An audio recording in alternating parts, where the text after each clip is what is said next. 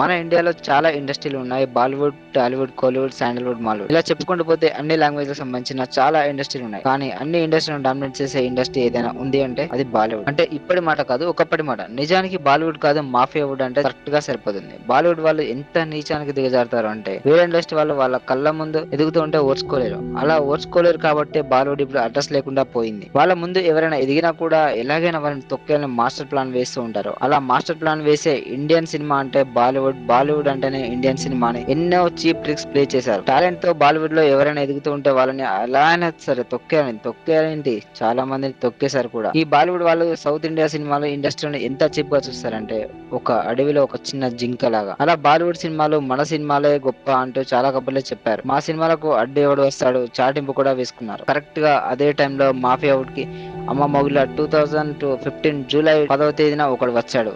ఆ వచ్చిన వాడిని మాఫియా వుడ్ చాలా తక్కువ అంచనా వేశారు.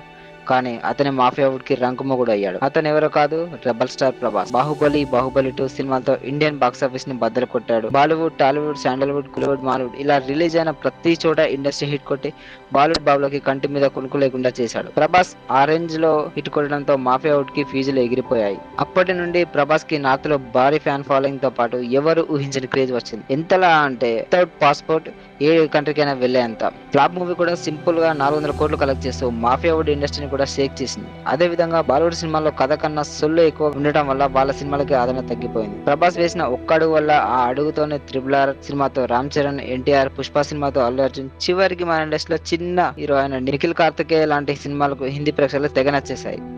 అప్పటి నుండి మన తెలుగు సినిమాలకు హిందీ ప్రేక్షకుల మంచి డిమాండ్ ఏర్పడింది. దాంతో బాలీవుడ్ స్థాయి మొత్తం దిగజారి అడ్రస్ లేకుండా పోయింది. బయటికి నవ్వుతున్నా కూడా లోపల మాఫియా వుడ్ కి కడుపు మంట ఉండేది. అయినా ఆ కడుపు మంటను ఎక్కువ రోజులు దాచుకోలేకపోయారు. డున్కీ సినిమాతో ఆ కడుపు మంట బయటపడింది. ప్రభాస్ లేటెస్ట్ గా నటించిన సలార్ డిసెంబర్ 22వ తేదీన వస్తున్నామని పోస్టర్ వదిలాడు. సలార్ రిలీజ్ డేట్ రాగానే మాఫియా వుడ్ PR పనులు మొదలుపెట్టింది. ఎంతలా అంటే సలార్ మూవీని చూడకండి అంటే యూట్యూబ్ నుండి సోషల్ మీడియా వరకు సలార్ మూవీ గురించి, ప్రభాస్ గురించి నెగిటివ్ స్ప్రెడ్ చేశారు. ఎందుకంటే ప్రభాస్ రేంజ్ కాన్స్ కన్నా ఎక్కువ ఫాలోయింగ్ ఉంటుంది కాబట్టి. ఎలాగైనా ప్రభాస్ మూవీని తొక్కేద్దామని SRK టీం అలాగే PVR IMAX మాస్టర్ ప్లాన్ వేసి నార్త్ లో సలార్ కి ఎక్కువ థియేటర్స్ ఇవ్వకుండా సింగిల్ థియేటర్స్ మాత్రమే ఇచ్చి వాళ్ళ కడుపు మంటను చూపెట్టింది. ఇక నార్త్ లో ఎక్కువ IMAX స్క్రీన్ ని దున్కీ సినిమాను తీసుకుంది. సలార్ విషయంలో SRK టీం 2012లో అజయ్ దేవ్గన్ గారి son of Sardar movie screens విషయంలో కూడా ఎక్కువ స్క్రీన్స్ ఇవ్వకుండా క్లాస్ చేసింది. అదేవిధంగా హృతిక్ రోషన్ కాబిల్ మూవీ కూడా ఎక్కువ స్క్రీన్స్ ఇవ్వకుండా SRK టీం అడ్డుపడి క్లాస్ చేసి కాబిల్ మూవీని అడ్రస్ లేకుండా చేసింది. అప్పటి నుండి షారుఖ్ ఖాన్ సినిమాలకి SRK టీం కి భయపడి ఏ సినిమా పోటీగా వచ్చేది కాదు. అదేవిధంగా షారుఖ్ ఖాన్ దున్కీ సినిమాతో వచ్చి ఎక్కువ స్క్రీన్స్ సలార్ మూవీకి ఇవ్వకుండా క్లాస్ చేసి సలార్ మూవీని ఇబ్బంది పెట్టే విధంగా SRK team and master plan వేశారు. కానీ ప్రభాస్ ని తక్కువ అంచనా వేశారు. సలార్ ముందు దున్కీ సినిమా తుడి చేసుకుని అడ్రస్ లేకుండా పక్కకు వెళ్ళిపోయింది. మొదటి రోజు కలెక్షన్స్ లో దున్కీ